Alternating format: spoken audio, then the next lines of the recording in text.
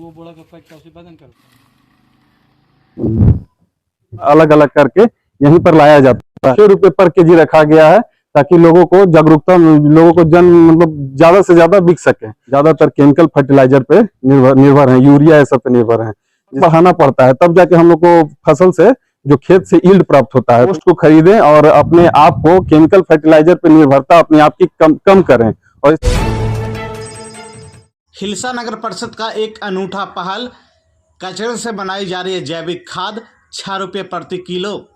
हिलसा नगर परिषद के द्वारा नागरिकों को व्यवहार में बदलाव लाने एवं साफ सफाई को जन आंदोलन बनाते हुए जन जागरूकता अभियान चला रही है। और हिलसा नगर वासियों को कहा जा रहा है कि आप सूखा एवं गीला कचरा को डस्टबिन में ही फेंकें। जब आपके मोहल्ले में ई रिक्शा जाते हैं तो उसे कचरा को दे दें। अब हिलसा नगर परिषद के द्वारा एक अनूठा पहल किया गया जो कि चर्चा का विषय बना हुआ है। गुरुवार की संध्या 5 बजे जानकारी देते हुए हिलसा नगर परिषद के स्वच्छता पदाधिकारी उज्जवल आनंद ने बताया कि हिलसा नगर परिषद के द्वारा एक अनूठा पहल किया गया है जो कि कचरा प्रबंधन के समाधान हेतु यह खोजा गया और पर्यावरण संरक्षण की दिशा में एक मिसाइल का काम कर रहा है। हिलसा नगर परिषद क्षेत्र के लालसे बिघा में हिलसा नगर परिषद के द्वारा विभिन्न वार्डों से ई रिक्शा के माध्यम से गीला और सूखा कचरा को अलग अलग कर एकत्र किया जाता है, जहां जमा हुए कचरे को जैविक खाद बनाई जा रही है। इसकी डिमांड ग्रामीण इलाकों में ज़्यादा मिल रहा है। वैसे में MRF पर कार्यरत सफाई कर्मियों ने बताया कि इस कचरे को कागज और प्लास्टिक को अलग अलग कर पूर्ण रूप से सेग्रीगेशन का काम किया जाता है। कचरे के वैज्ञानिक प्रसंस्करण के लिए यहाँ पर एक विशेष विधि अपनाई जाती है, जो सबसे पहले खाली गड्ढों में गोबर एक पर बिछाई जाती है। गीले कचरे को लेयर बाय लेयर डाला जाता है, उसके बाद गोबर की परत डाली जाती है।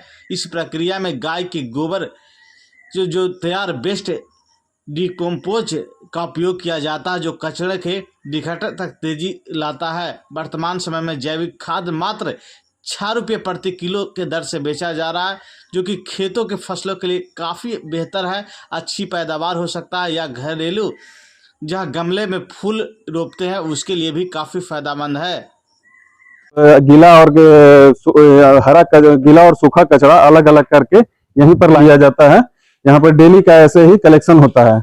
उसमें से जब कलेक्शन आ जाता है यहाँ पर, तो उसमें से यहाँ के सफाई कर्मी लोग, यहाँ पर जो डेडिकेटेड सफाई कर्मी हैं, वो लोग जैसे देख सकते हैं कुछ आ चुके हैं कागज और कुछ प्लास्टिक, सब उन लोग को अलग कर लिया जाता है, सेग्रीगेट कर लिया जाता है।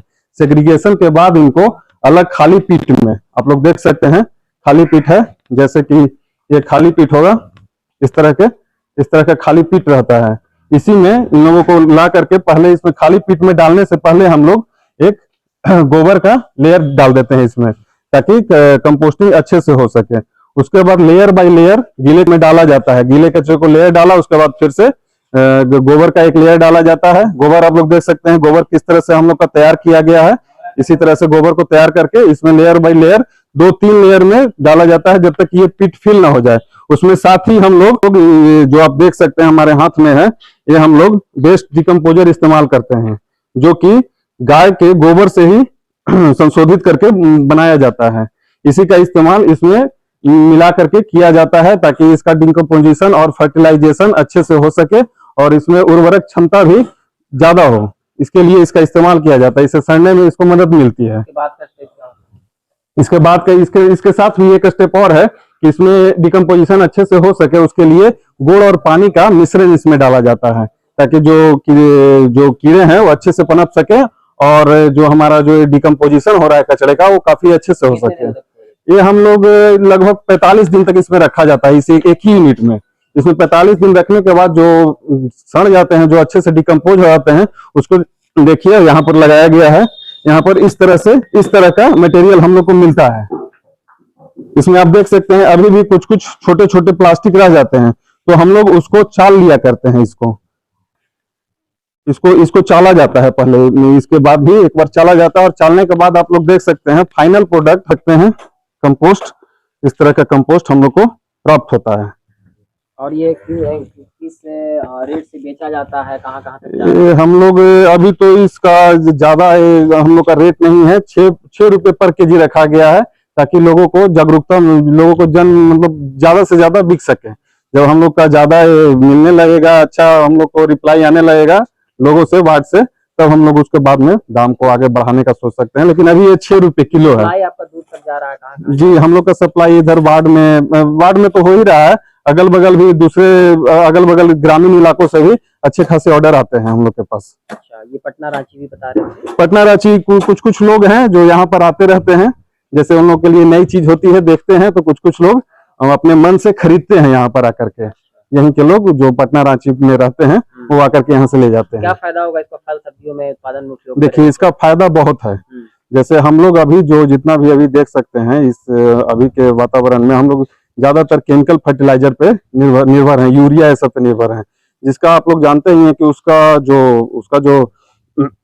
उसका जो केमिकल प्रभाव है वो हमारे शरीर तक भी अब पहुंच जा रहा है। उसका जो हम लोग जो भी जिस भी अनाज या जिस भी फसल में यूज करते हैं, वो फसल के थ्रू हमारे शरीर में भी अब आ रहा है, आप लोग जानते ही होंगे। इसी कारण ये जैविक खाद जो है, इसका अगर आप यूज करते हैं तो ये पूरी तरह ऑर्गेनिक है, किसी भी तरह का केमिकल नहीं है इसमें। पर्यावरण के दृष्टिकोण से ये काम कैसे बेहतर है? कैसे? पर्यावरण के दृष्टिकोण से बहुत बेहतर है। इसमें अगर आप इसका यूज करते हैं तो एक तो कि हम लोग केमिकल फर्टिलाइजर से यूज से बच रहे हैं। केमिकल फर्टिलाइजर अगर आप यूज कर रहे हैं खेतों में, तो खेतों में ये लगभग 2-3 साल तक आपके उर्वरक क्षमता को बढ़ाएंगे, लेकिन 2-3 साल के बाद आप लोग देखिएगा कि जो केमिकल फर्टिलाइजर का जो कैपेसिटी है वो और बढ़ाना पड़ता है, तब जाके हम लोग को फसल से जो खेत से यील्ड प्राप्त होता है। तो इस तरह से जो केमिकल फर्टिलाइजर पर निर्भरता खेत की बढ़ती जाती है, पर इसका जो है, इसका नेचुरली प्रभाव पड़ता है। इसमें आपको जो इस्तेमाल करते हैं, जो कैपेसिटी या जो मात्रा में खेत में इस्तेमाल करते हैं, उसमें बढ़ाने की जरूरत नहीं पड़ती है। इसके अलावा आप इसका छोटे बागान अगर इस्तेमाल कर रहे हैं, छोटे साग सब्जी अगर उपजा रहे हैं छोटे छोटे एरिया में, तो उसमें भी बहुत काम करता है। उसके लिए आपको केमिकल फर्टिलाइजर के लिए जो की जरूरत नहीं है, क्योंकि छोटे लोग छोटे मात्रा में जो साग सब्जी उगाते हैं वो ज्यादातर खुद ही खाने के लिए करते हैं। किसानों से, आम लोगों से क्या अपील करेंगे जो छोटी मोटी बागवानी करते हैं, खेती करते हैं? किसानों से हम अपील यही करना चाहते हैं, या छोटे मोटे जो बागवानी करते हैं लोग, या आप लोग जो देखते हो जो बालकनी में गमले उमले लगाते हैं, उनसे यही अपील करेंगे कि वो इस कंपोस्ट को खरीदें और अपने आप को केमिकल फर्टिलाइजर पर निर्भरता अपने आप की कम करें।